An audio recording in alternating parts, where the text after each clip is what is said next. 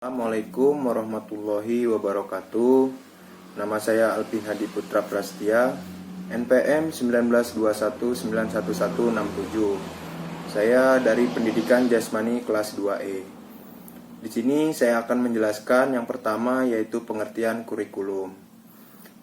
Kurikulum itu sendiri adalah perangkat mata pelajaran dari program pendidikan yang diberikan oleh suatu lembaga penyelenggara pendidikan yang berisi rancangan pelajaran yang akan diberikan kepada peserta pelajaran dalam satu periode jenjang pendidikan.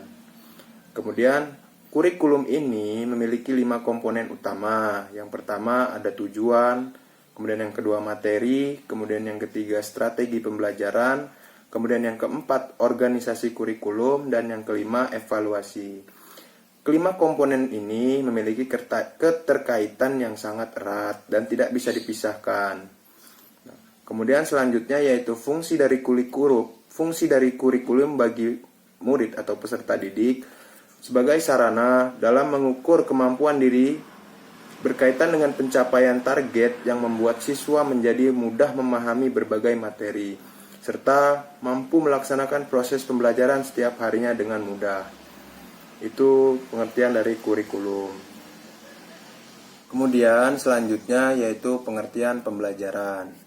Apa itu pembelajaran? Pembelajaran adalah segala sesuatu yang dapat membawa informasi dan pengetahuan dalam interaksi yang berlangsung antara pendidik dengan peserta didik.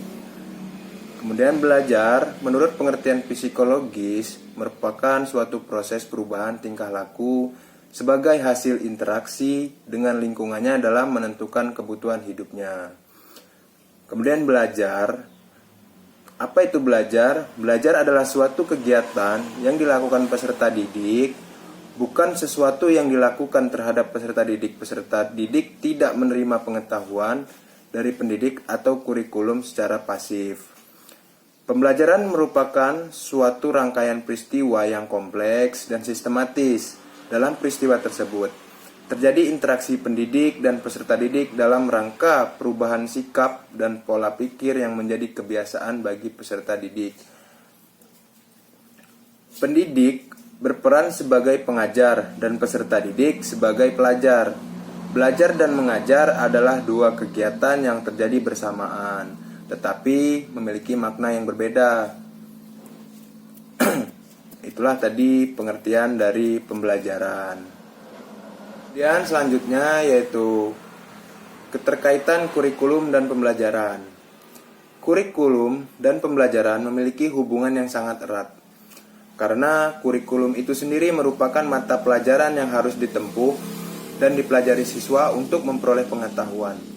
Dalam melaksanakan hal tersebut, tentu tidak lepas dari unsur-unsur seperti manusiawi, material, fasilitas, perlengkapan dan prosedur-prosedur yang semua itu disebut dengan pembelajaran. Maka, kurikulum dan pembelajaran tidak dapat berdiri sendiri karena saling berhubungan erat dengan berpengaruh terhadap pencapaian tujuan pembelajaran. Dan selanjutnya yaitu perbedaan kurikulum dan pembelajaran.